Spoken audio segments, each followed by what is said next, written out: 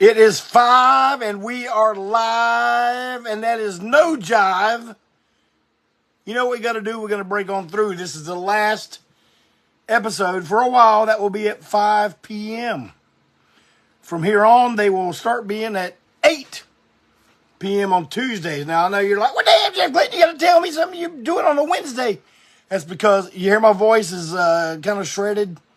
Well, that's because this past Monday and Tuesday, practicing with the ultra lineup of ANTiSEEN for the last 2 days. And the second day, as you've seen some of the pictures from the ANTiSEEN Facebook page, we had some of the old members, the ANTiSEEN alumni, come and do a few songs with us in preparation for the 40th anniversary show. Now, that's going to be a lot of the talk. Just gotta wait until we're back on now. So, yeah, it looks like we're having some Wi-Fi issues. So,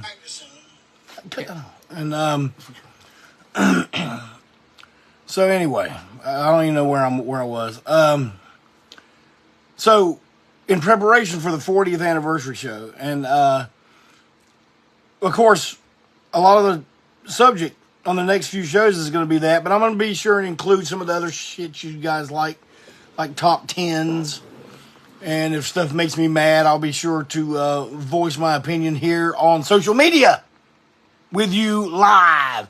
And I want to thank everybody for the great outpouring of support on Great Disasters. We still got copies. We're out of the green. We still got the Radiation Sunburst. We still got Black. The CDs we're still waiting on them to come in from Japan. And I've written a few of you to let you know that even though you're seeing everybody else get their CDs, yours is on the way as soon as we get it from the great country of Japan. But without further ado, I'm going to get this show on the road. We're going to roll. We're going to soul. It's going to be a hit and run episode like you ain't never seen. I got my good friend of many, many years. Been associated with the band since the 80s. He is the one, he is the only, Jimmy Repo. All right. Yeah. Jimmy Repo, everybody. Welcome to Break On Through, thank brother. You, right. So, we met Jimmy. He opened a record store here in Charlotte called Repo Record back in 1988. And Joe Young went to work for you very soon after that, didn't he? Yes, he did. He would come over at lunch and sell me the posters. For the promo stuff from Record Bar. Yeah. Yeah. So, but I met you first, I think. Did you meet me first? I just came into the store one day, right? May I? Yeah, go proceed? Ahead. Go ahead, yeah, tell it. Oh, Jeff came up. I'm Daddy. You gotta speak a little louder. Okay, Jeff came up, and Daddy made me a big box to stand on. He says, and all my friends that told me how to build a record store says, you get you a platform. So I had a platform, and I'm looking down at Jeff over the counter. Jeff's looking up and says, you hiring? I says, I need an artist. And that's where we started our friendship. That's where we started, with ads. And then that's when Joe started coming in. And I drew you a logo. I drew you a record man. Yeah, we have many of them. But many record men. Yeah, okay. Now go ahead. All right, so the question I have is, you ended up down in Atlanta town. Oh, yeah. Back in 1976. And you were a DJ. Disco DJ. Disco right. DJ. So, my question to you is, and I don't believe I've ever asked you this in all the years I've known you. But what makes a young Jimmy Repo give up the nightlife because you love to boogie in the disco round? What makes you give up that to open a record store?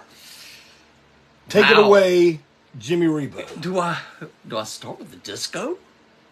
You tell me how. You tell me. I want to hear what made a young Jimmy Repo go, I need to open a record store. Okay. All right, let's see here. Well, I moved to Atlanta because, oh man, I gotta really go back. All right, let's see how it starts. Go back, Jack. Do it again. Okay, y'all have heard of Queen City TV. Queen City TV and Appliance. And Appliance, Woody Player, Chip Player, didn't even have his driver's license. So I worked for Woody Player, and I went around with Dub Plower. And we had the beat-uppest van in the whole lot. And our job was to deliver the washers and the dryers and climb up on the roof and put the hangers on for those antennas. You know, north, south, east, west. So during all this time working with Dub, nobody walked into Queen City TV if they had $5. And he says, well, I'll send my boys around and we'll pick up $5 once a week from you. Well, I can do that, Mr. Woody. So that's how I started repoing. I'd go to people's house and grab the end of the Dub would go up to the door, knock on it, and goes, Mr. Woody says he needs some money. And we'd knock on the door, and I ain't got no money. And so we'd go in there, and he'd unplug the TV, and we'd undo the antenna. You know, it was rabbit ears or whatever. And I'd grab one end and start walking towards the door, and she'd find $5 so quick. And so that's how my repoing started right there. That was just something strange. So repo wasn't just a word you made up. No. You were a repo man. Yes, I was. Which is why you love the movie Repo Man. Well, I worked in a record. I moved to Atlanta because there was 3 record warehouses in Charlotte. Mangolberto's, and there was Dixie Tape and Record, and there was Bib Distributors. And these were real small one-stops. This is before UPS, folks. We were mailing U.S. mail. We were mailing U.S. mail and Greyhound Trailways. Anyway, everything got stolen off the buses. But I moved to Atlanta, and before the bicentennial. And I got a job at Terra Record and Tape, and I had experience, so I kind of moved up quick. I got to be I was the guy that checked the orders from the picking crew. Would bring me their order, and then it would go on the packing table, and then Marvin and the boys would pack it, and then UPS would come about 6 o'clock and pick up our packages for the day. And that's how I acquired a lot of records. Is we had promos. Am I talking loud enough? Go ahead and cut off. No, you're not talking loud enough. Go ahead and cut that phone off because we apparently keep freezing up. People are saying, and my phone's not registering it, so I don't know what's going on today. All right. But I just want to know, when did you just go, boing, I want to open a record store? All right. At the record warehouse, I threw away the posters. So I threw them away in my car, took them home, and I had the biggest pile of posters. I mean, not one. I mean, we're talking rolls of 50. And because it was hard to mail them. And this is the late 70s, early 80s. These are gigantic John Denver's, Kiss, you name it. You remember the old store. I had Marvin Gaye live at the Charlotte Coliseum. I mean, it was printed on the poster. David Bowie's. So anyway, I had all these posters. I had a bunch of records. I was a DJ. I paid $50 a month to get 25 records a week. That was 100 records a week from the DJ club. Plus, I got promos from the record warehouse. So I had records everywhere. And so you got more record than you got a house. Yeah. My floors even started to bow. I had to get up underneath and jack them up. So whenever I moved from Atlanta to Charlotte, I had over 101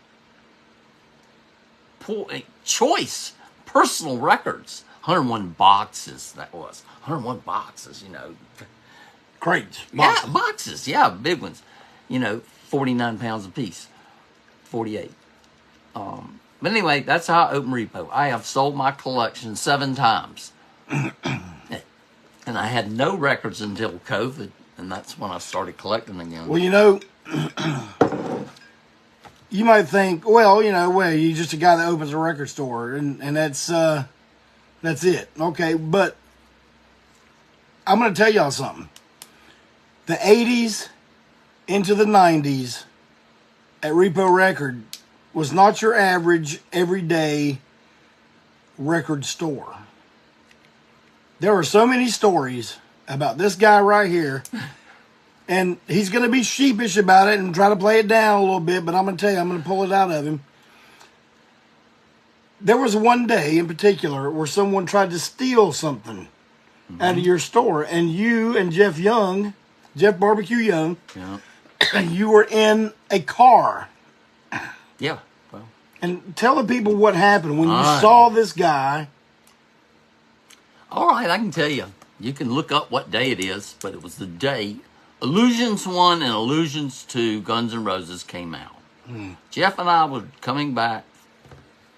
You don't know this about me, but I bought lunch for the boys since day 1. And also, so I would go down to the Winn-Dixie and fill up the car with Czech colas and, bread and ham and... Okay, so you're doing lunch for the employee guys. We were pulling in to the parking lot, and this dude's walking out to the car with a big bulge under his jacket. And I go, Jeff, stop the car. Let me go around there and point. So I go over to the car and point and go, hey, what's under your shirt? Through the car window. And he starts to back up. I open the car door, so the car door hits me in the back and sucks me into the car. So you're in the passenger side. I'm sitting on top of the guy choking him. The driver. No, I'm on the passenger. Yeah. And So the car door. You're in his car. Yep. And they're driving down. You got your hands around his neck. Yep. And he's driving down Morningside. He's pulling down the parking lot, and and it was parking lot was kind of like this.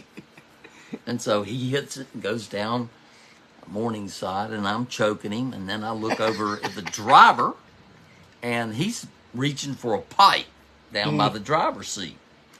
And I go, oh, man, I'm dead if I get hit by a pipe. So I'll go over there and wrench the pipe out of the driver's hand. And you're leaning over the passenger. Well, I'm kind of like elbowing the passenger. And I'm taking my glasses off so I won't break them, and I'm trying to stick them behind the seat.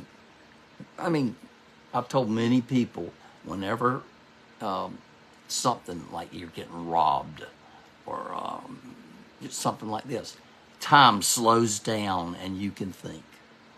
I swear it's happened to me. Like, even in a car wreck, I saw it happen once. I went, wow, it's not so bad. And then the hood comes up.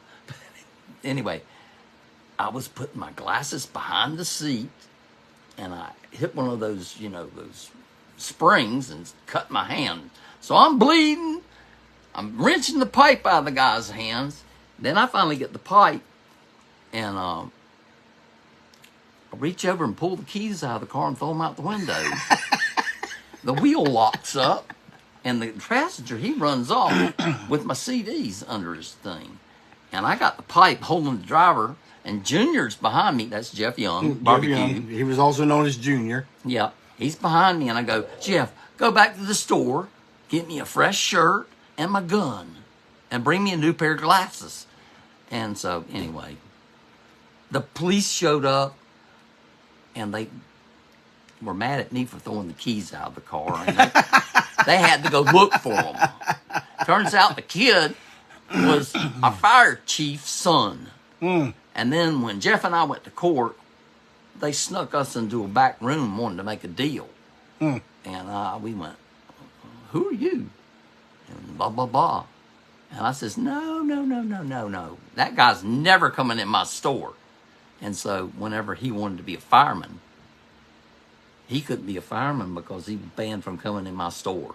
So if your store was on fire, he couldn't come in there and put it out. Yeah, he couldn't. So they came in there and they started hassling me. Well, listen, I'm going to tell y'all, this is just like one of many kinds of stories like this Hey, man, scoot over some. You're going way off camera. There you go. Okay.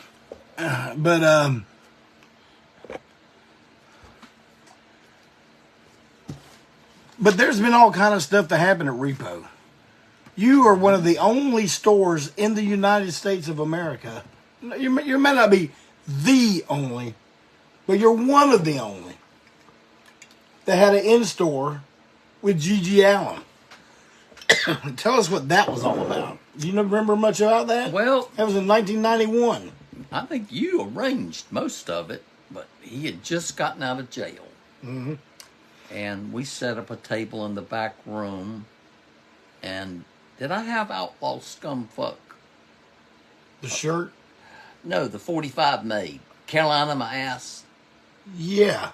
Okay, we had a 45 that spun at 33 with a 45 hole with two songs per side. And Mike Cook recorded it at the Church of Musical Awareness. And it was pressed at Georgia Pressing Plant, and it was on the Repo label 007 and -4. I think a 4 means 45. Okay, I can't remember, but anyway. But I remember the in-store was fairly successful. A lot of people showed Oh yeah, up. and it's on YouTube. Y'all can watch it. The kids that filmed it started at Superior Feet with Hope Nichols. So if you find that one, that's the one. And there's 2 parts. GJ was a nice guy. He came to visit us many times. And Jeff, he stayed with Jeff. He was super, super sweet guy. He was very good, nice fella. And that in-store, we went outside of Repo and took a lot of photos against any of the photos you see of ANTiSEEN with Gigi against the brick wall. That was right outside Repo Records. Yep.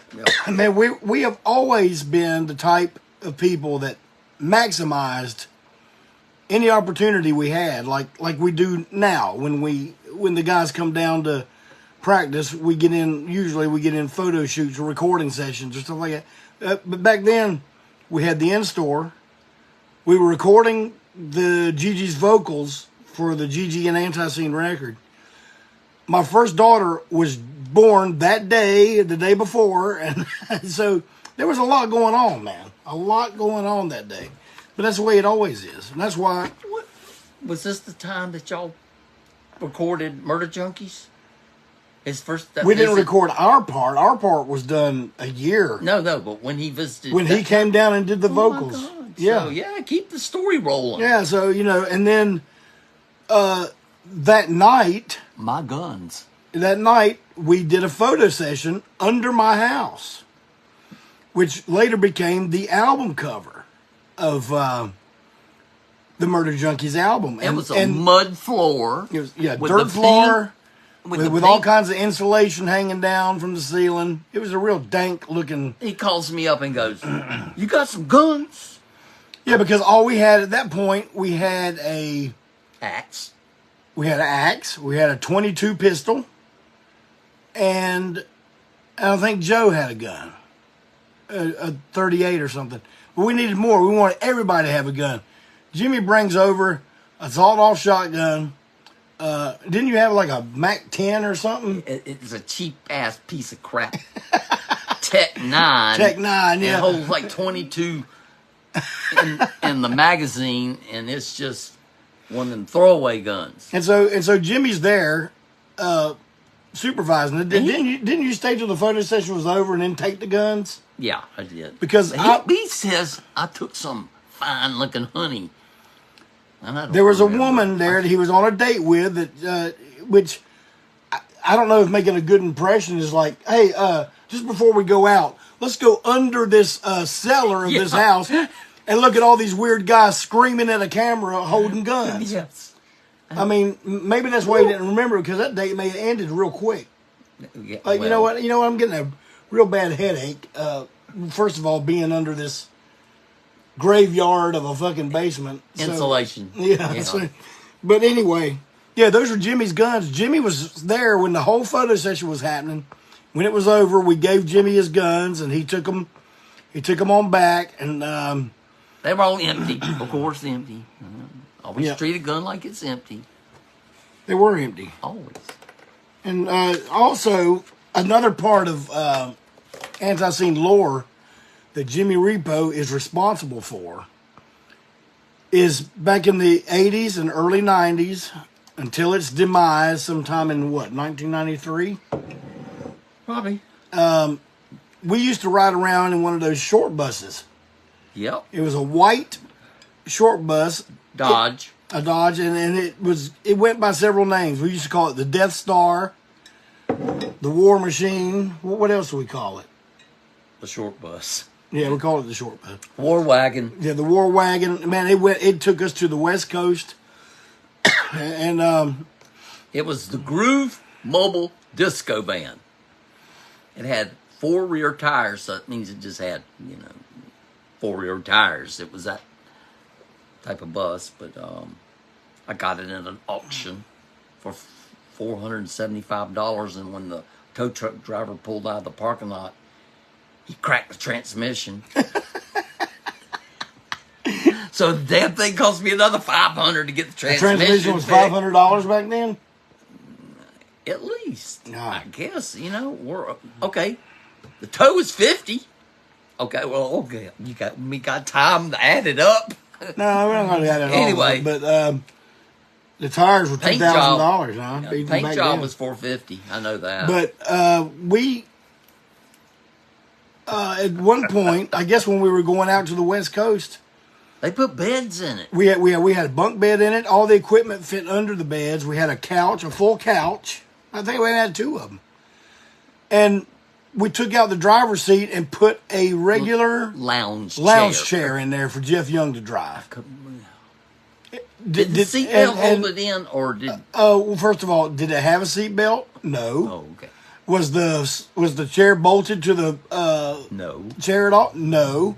The chair was just simply placed in there, and that's the way we drove all the way around the United States of America. Twice. And twice. And It had a 318 Dodge V8, 2-barrel, and it had a tick in the head. Okay, go ahead. we blew that thing up at some point. But It ended up being a hunting hut. yeah, and we there's a big part in the front that goes over the cab, and we had a rebel flag up there. Just the whole Southern thing, right? And the deer horns. And deer horns. We had deer antlers and a rebel flag on it, and that's the way we rolled into Los Angeles during the LA riot. Yeah.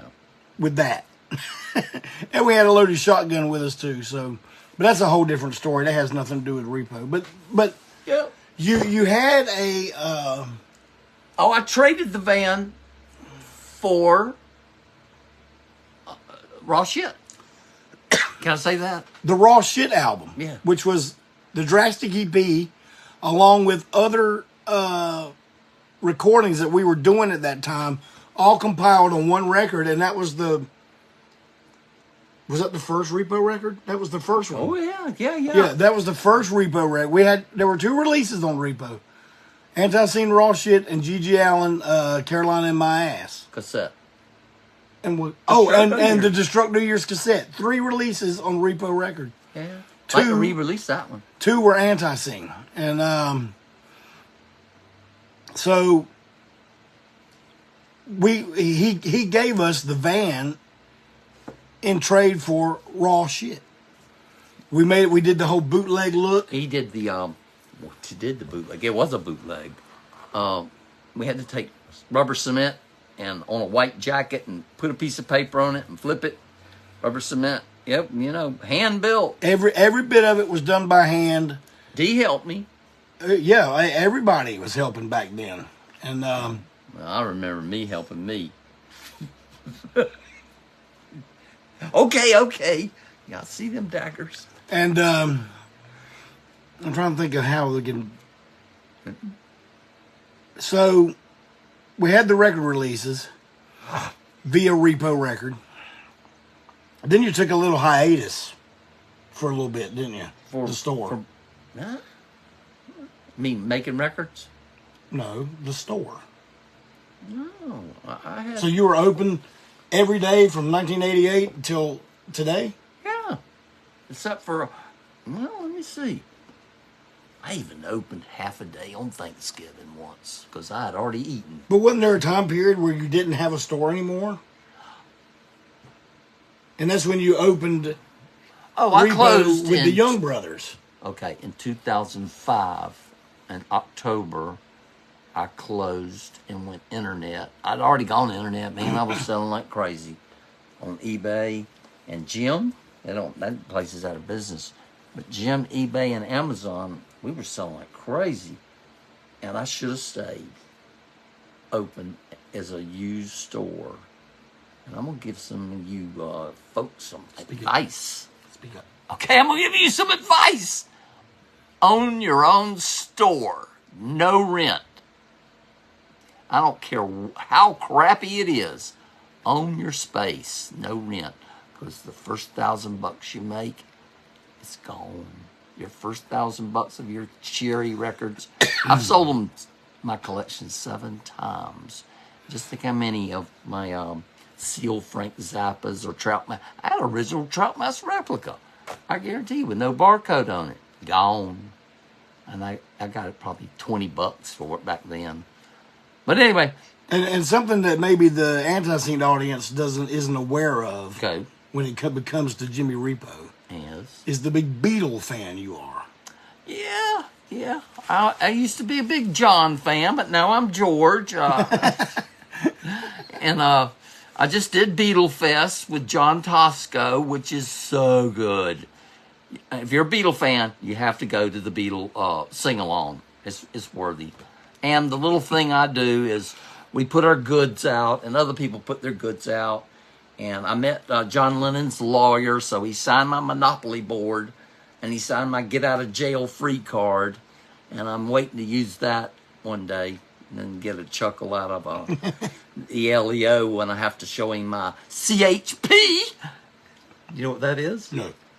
Concealed handgun permit. No. That is the first thing when you get pulled by a policeman, you better show him. Then you show him your license. Because he already knows you've got one. He knows you've got one when your car runs through, because your tag will light up. But anyway, I went to school for all this knowledge. And I'm old as fuck. Tell them how old you are, Jimmy Repo. No, I can't. That'll just ruin the old. I'm way old. You really? I mean, am I going to do this really? Okay, I'll let you do the math. I was born in 52. Oh my God! Yeah, no. But I don't feel that old, except when I wake up in the morning. So, I'll just go ahead and let's see what else we're going to run over.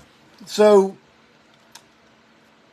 if any of you have any questions for Jimmy Repo, go ahead and shoot them this way so we can, and hopefully one of us will see them.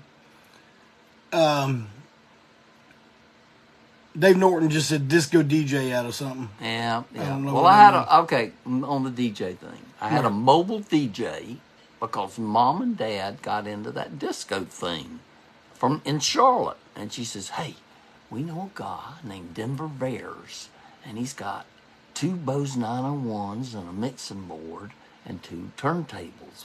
He wants to get a new setup. You want to do it? And I says, I got the records.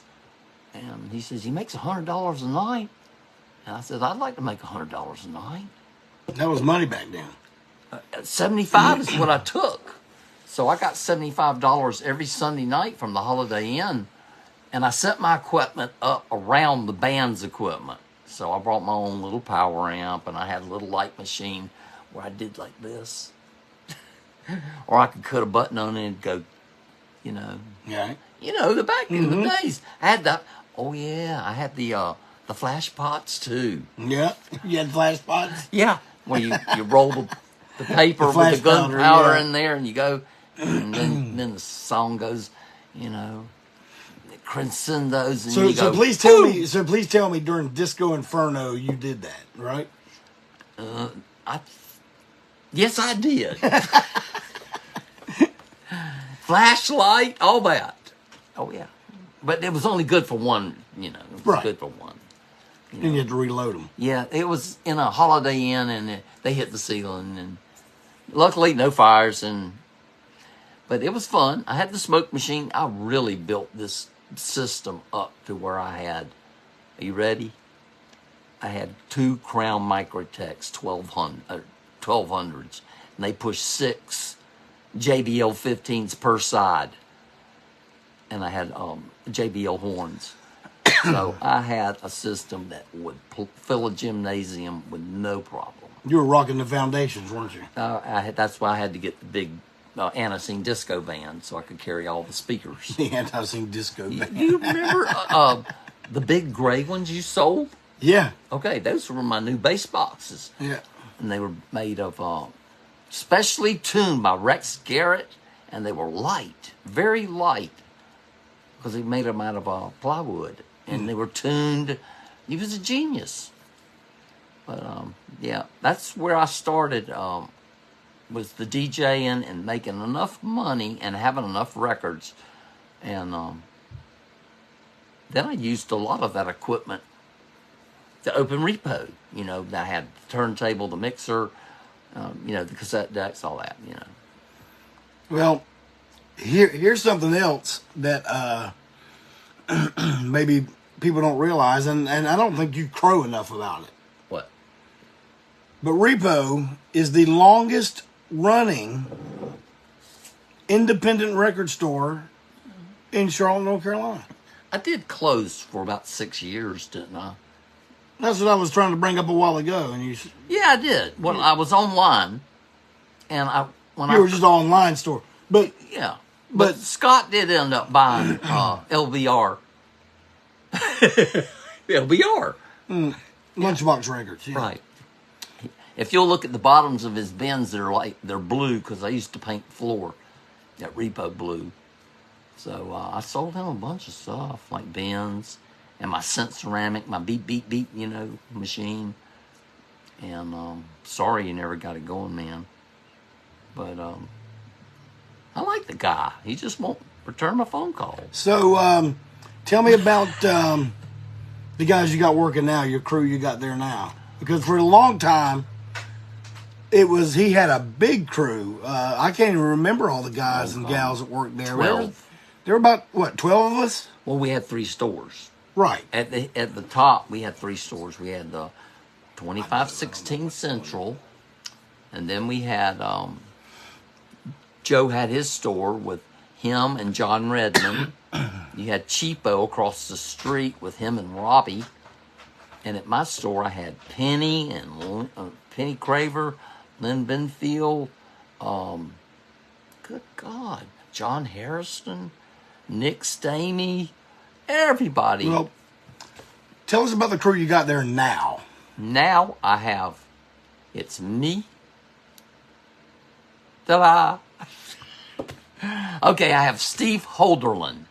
And Steve has been with me for about 15 years. And we mind meld pretty easy. He's a good guy. And then I have been getting some part-times, and right now I have Brett Green, who used to work for Scott at LBR, and he's been there about 2 months, and so he's doing okay. We've really, since we've gotten Brett there, and I have decided to, oh man, I bought this house, and it had about 50,000 records. And I took the bins out and the records out, and we have about emptied it, and we have really transformed Repo. There is at least 12,000 more records there. So come on by and see it. We have I've given some bins away to Robbie out at Spookies. I gave one or two to Noble. I drove up in the truck and go, hey man, come on, you can take this bin. And he goes, I ain't got room. I says, well, that plant and that couch ain't making you no money. So unloaded them. He took them. Well, I want people to know that when you come to visit us at the 40-year anniversary show, stop in at Repo Record. And if you come to Charlotte, I know the anniversary show's in Spartanburg, but a lot of you are coming a day or so over and staying a day. So go to Repo. Yeah. I don't know if Jimmy will be there, but one of the boys will be open, and we want you to come and look through his vast collection of vinyl. We got some weird CDs, stuff. Yeah. cassettes, everything. If you, especially like classical and bluegrass and country and rock and roll and hip hop and jazz.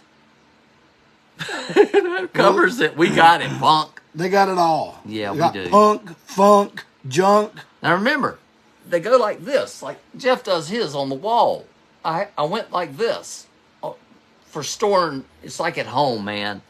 It's not this where you got your hand in your pocket and you're flipping like that, or you got your phone and you're doing this.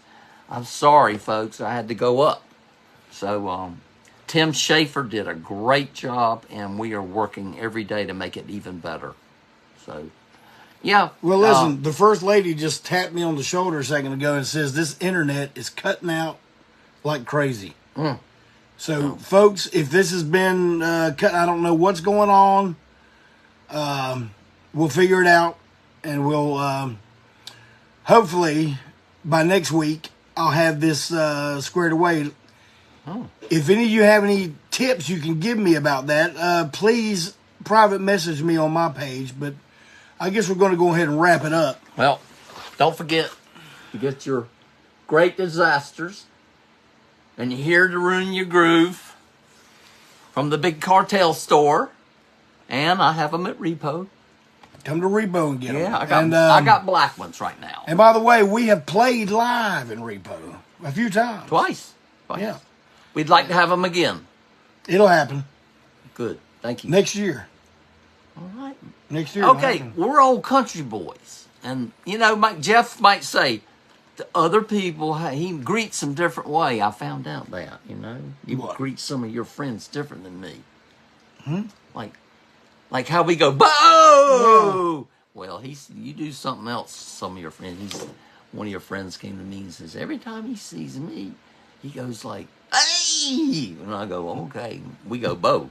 Okay. Anyway, Whatever. that's what the country boys used to do. My daddy used to do it to the neighbor guy. And so it is just stuck. So you can always yell bo at me. And he'll answer to it. Yeah. So, thanks for coming, Jimmy Repo. Good to have you here. Alright, it was a at the Break On pleasure. Through Studios. I'm sorry the internet messed up. Yeah, me too. But